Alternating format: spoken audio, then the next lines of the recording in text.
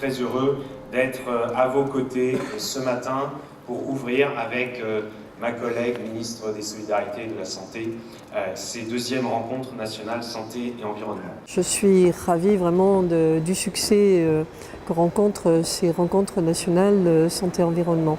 Ce succès est bien la confirmation qu'il y a une forte attente, et notamment des collectivités territoriales, d'avoir un accompagnement et des précisions sur la manière d'aborder les questions santé-environnement. Et puis je suis ravie surtout de voir que les collectivités territoriales ont répondu présentes, puisqu'elles sont en nombre assez significatif parmi les personnes inscrites aujourd'hui. Alors bien sûr, c'est une opération qu'on avait voulu cibler sur les collectivités territoriales et sur les associations.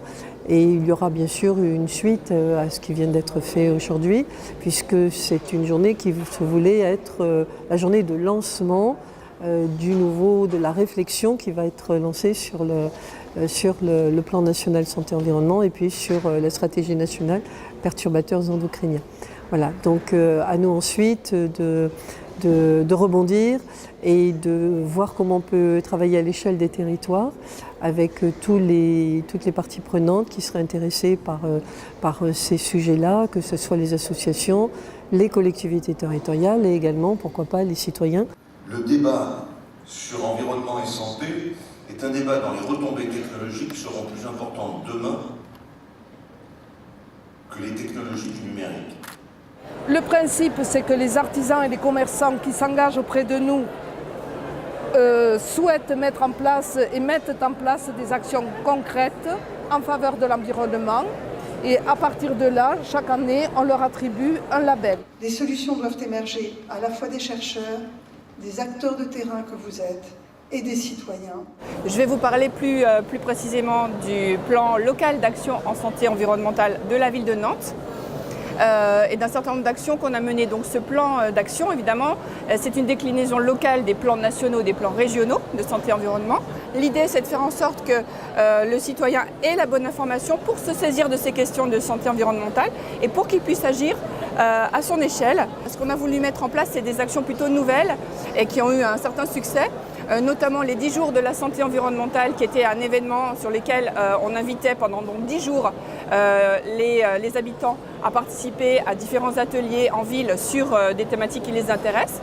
Donc le bruit, les perturbateurs endocriniens, la question des ondes électromagnétiques par exemple, et pour avoir la bonne information, parce que les gens trouvent tout et n'importe quoi sur Internet et bien souvent ils ont besoin d'être sûrs que l'information qu'ils ont est fiable. Un des objectifs, c'est de changer notre mode de production et de consommation, d'interroger nos modes de vie. Aujourd'hui, nous développons un plan santé-environnement qui est une nouvelle politique, qui n'est pas une politique en tant que telle, mais une politique transversale, c'est-à-dire que, comme vous pouvez le voir sur le poster, ce n'est pas une politique nouvelle verticale, mais une manière de réinterroger toutes nos politiques, que ce soit les transports, que ce soit l'habitat. Est-ce que nos politiques produisent de meilleures conditions sanitaires et de santé pour les habitants, ou au contraire, est-ce qu'elles sont à la source de nouvelles pathologies? Elles correspondent à des questions qu'on voit partout, c'est-à-dire qu'on a à la fois un allongement de l'espérance de vie, mais des nouvelles pathologies, augmentation des cancers. Le diagnostic qu'on a fait, par exemple, nous montre des chiffres inquiétants. Nous sommes un territoire qui a beaucoup de puberté précoce. Donc le rôle, chez les filles notamment. Donc le rôle des perturbateurs endocriniens a un impact réel sur la population.